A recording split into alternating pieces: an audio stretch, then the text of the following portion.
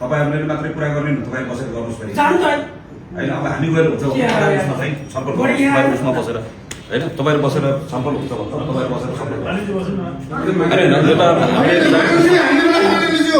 उहाँले कोही पनि मान्ने जनताले पनि उहाँले के कस्तो तपाईँ अध्यक्ष हुनुहुन्छ है तपाईँ अध्यक्ष के पाँच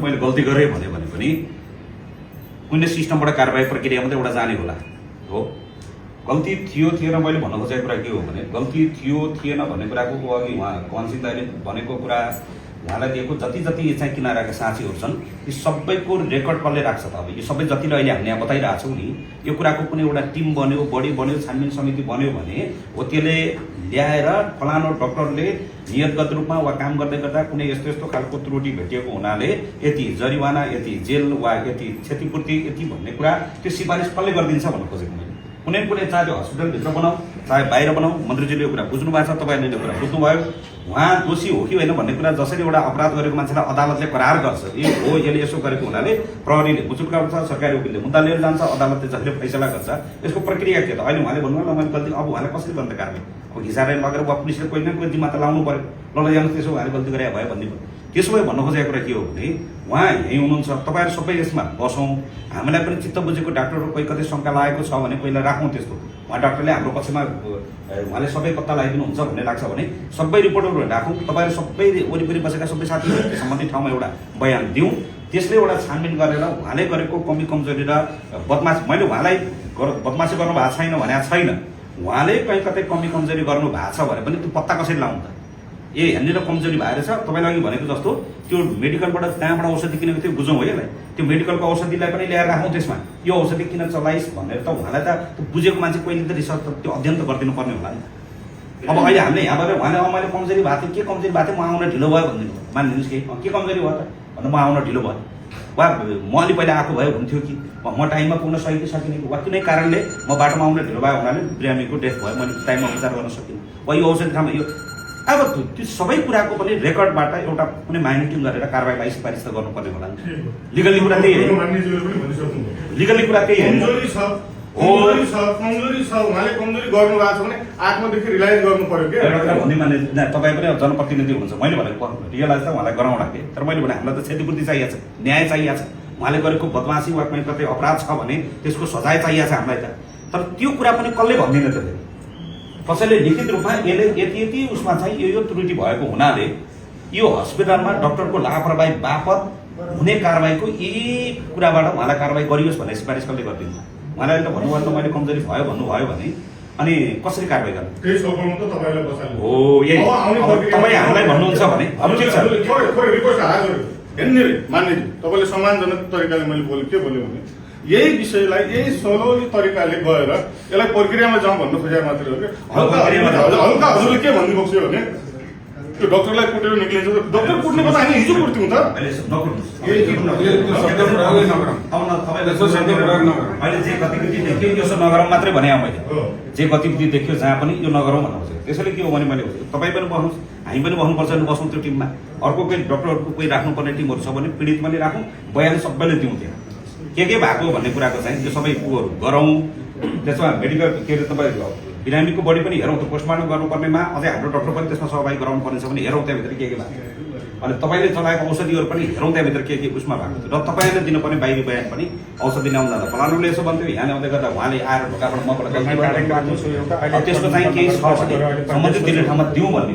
अब यहाँ बसेर अहिले उहाँले मैले गल्ती गरेको थिएँ भने कसरी कारवाही गर्छु?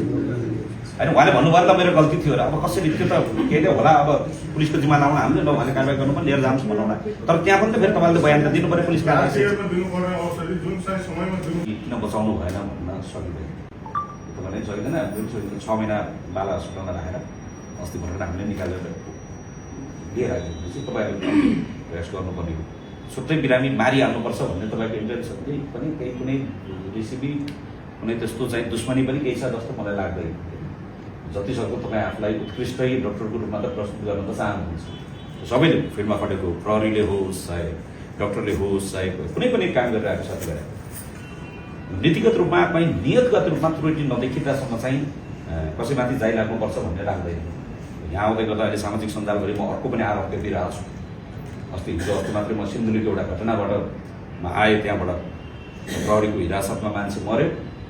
त्यो कुनै दुर्घटना थिएन, त्यो नियत थियो। तर पनि यहाँको र त्यहाँको घटना फरक छ कि फेरि यहाँ र त्यहाँ एउटै हो त भन्दा होइन। कहीँ कतै तपाईँले हर प्रयास गर्दा पनि मान्छे मऱ्यो भने त्यसलाई फेरि सबै कुरा यति भन्दै गर्दाखेरि त्यसलाई प्राकृतिक रूपमा पचाउन सकिन्छ है सकिन त यो चाहिँ त्यो नेचुरली डेथ हो कि होइन, त्यो सहन सक्ने पचाउन सक्ने स्वीकार्न सक्ने हो कि होइन भन्दा कहीँ कतै छानबिनको सन्दर्भमा तपाईँले सपोर्ट गर्नुपर्छ। अहिले यहाँबाट जस्तो प्रकारले स्वीकार्ने नस्वीकार्ने भन्न सकिँदैन। किन भन्दा तपाईँको भाषा हामी बुझ्दैनौँ, डाक्टरको के हो तपाईँले को भाषा हामी बुझ्दैनौँ। त्यो एउटा चाहिँ टिम बनाऊ। अहिले मन्त्रीज्यूले पनि यहाँ भन्नुभयो र अब त्यहाँ प्रहरी प्रशासनहरूसँग कहाँ छ यसको विज्ञहरू राखेर एउटा टिम बनाऊ, त्यो रिपोर्टहरू पनि हेरौँ। अनि उहाँले पनि हामीलाई जवाफ दिनु पऱ्यो भने तपाईँले त्यो सम्बन्धित ठाउँमा तपाईँले जवाफ दिनुहोस् र त्यो विज्ञहरूले तपाईँको कुरा सुनिसकेपछि त्यो म्याच हुन्छ कि हुँदैन त्यसलाई। अनि किन अब यो हस्पिटल सार्वजनिक संस्था हो, सबै मान्छे हामी जस्तै अर्को पनि पीडा लिएर तल गेटभरि मान्छे बसिरहेछ, उहाँलाई पर्खेर अर्को पनि बिरामी पर्खिरहेछ। फेरि कि मेरो पनि बुझाएको उसको पनि त्यो मौलिक अधिकार हो, त्यसलाई फेरि हामीले ब्रेक गर्दैनौँ, उसमा चाहिँ मिलेन एउटा। तर यो भन्दै गर्दाखेरि कहीँ कतै त्रुटि गर्दै गर्दाखेरि बदमासी गर्दै गर्दाखेरि चाहिँ त्यो सबै कुरा छुट हुन्छ त भन्दा हुँदैन। त्यो त तपाईँ हामी सबैले उसमा बुझेको कुरा। त्यसैले तपाईँलाई चाहिँ एउटा चाहिँ अहिले मेरो मन्त्रीज्यू अहिले पनि यही हुनुहुन्छ, एउटा त्यो चाहिँ बरु त्यो एउटा छानबिन समितिहरू वा त्यो चाहिँ के हुनसक्छ त्यो कहाँ अलिकता त्यो तपाईँ हाम्रोतिर पनि हामीलाई विश्वास लाग्ने मान्छे को हुनुहुन्छ त्यो उहाँलाई अगाडि साह्रो को उहाँले बुझ्ने भएको छ। जस्तो उहाँले केही बुझेको जस्तै अरूकै डोक्साबहरू त्यो टिममा बसेर त्यो छानबिन गर्न सक्ने र यसलाई फर्दर केस चाहिँ अब चाहे काउन्सिलले छानबिन गर्ने हो कि वा कहाँ गर्ने हो सबै गरौँ। हामीलाई चित्त नबुझेको खण्डमा हामी बाहिर पनि जाउँ, यसको लिगल्ली एउटा उसमा पनि जाउँ होइन। अब अहिले आमाको भइसकेको छ, त्यसलाई मिल्छ भने यो मेरो फाइनल यो निर्देशन वा मेरो चाहिँ फाइनल फैसला चाहिँ होइन, मेरो अनुरोध चाहिँ मिल्छ भने त्यो एउटा कमिटी बनाऊ, त्यो बढी उठाउँ। मेरो प्रस्ताव यो चाहिँ त्यसलाई छानबिन गरौँ। अब त्यसमा कहीँ कतै भएको रहेछ भने उहाँले चिकित्सकको लापरवाही गर्दाखेरि भोग्नुपर्ने कानुनी त्यो चाहिँ त्यो सबै लडाइँ हामीले लडौँ र त्यसमा चाहिँ उहाँले भोग्नुपर्ने कहीँ कतै लापरवाही त्रुटि मिस्टेक वा नियतवश वा प्राकृतिक के रहेछ भने त्यो भोग्ने कुरामा त हामीले भोग्नुपर्छ भनेर उहाँले भोग्ने कुरा भोग्नु नै पर्छ त्यसमा। तर यो भन्दै गर्दाखेरि तपाईँलाई आज प्रभुजी यहाँ हुनुहुन्छ, अब दाजु पनि यहाँ उसमा हुनुहुन्छ। यो समाज यो हस्पिटल हामीले बनाएको जनताको हस्पिटल हो। तपाईँ जति पनि साथीहरू स्टाफहरू काम गरिरहनु भएको छ मनोबल गिराएर काम नगर्नु, खुट्टा कमाएर काम नगर्नु, सकभर प्रयास राम्रो उचित प्रयास गर्नु। किनकि यो समाज हाम्रो हो, तपाईँ हामीले बनाउनु परेछ। यसलाई अहिले हामी यहाँको प्रतिनिधि भएको नाताले पनि त्यसमा पनि अझै हामी सरकारमा भएको नाताले पनि कुरा हामीले गरिदिनु पर्ने के हो हामीलाई बताउनु पर्यो। यहाँ केही कुरा अभाव जस्तो यताउता बिरामी यताउता सार्दाखेरि कहीँ कतै त्यसले पनि केही कुरा अप्ठ्यारो परेको छ भने यहाँबाट हामीले गर्नुपर्ने कुरा के छ म डाक्टर साहबलाई म उसमा चाहिँ गर्न चाहन्छु।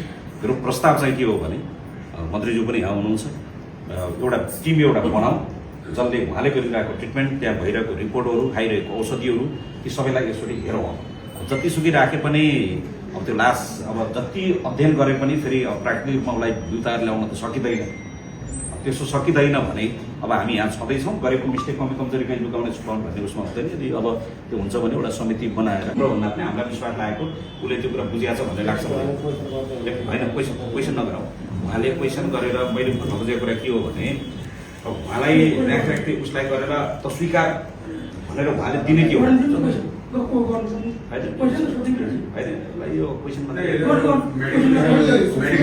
मेडिकल काउन्सिलले नै गर्छ, डक्टरहरूले गर्छन्। अब चाहिँ उहाँको 24 तारिकको सर इसिजीमा प्रब्लम पहिल्यै नै देखेको थियो। पेसेन्टको अवस्था आएको बेला अलिक नाटुकै थियो, तर 2 दिनसम्म चाहिँ अहिले केयर गरिनु भन्ने कुरा हो। त्यति नै हो। भन्दाखेरि उहाँबाट अरू धेरै नेपालीहरूले उपचार पाउनु छ, तर यस्तो भएको लापरवाहीले उहाँको जो आमाको लस भयो त्यो त कसरी क्षतिपूर्ति गर्ने, कसरी त्यसलाई हामीले सम्झाउने, कसरी हाम्रो मन माने, त्यति हामीले टुङ्गो लगाइदिएपछि हामीलाई सिक्यो। हामीले जस्तै लाग्दैन तपाईँलाई? हुन्छ नि त, एक्सलेन्ट भाइ। उहाँ त यहाँ हुँदै हुनुहुन्न के? होइन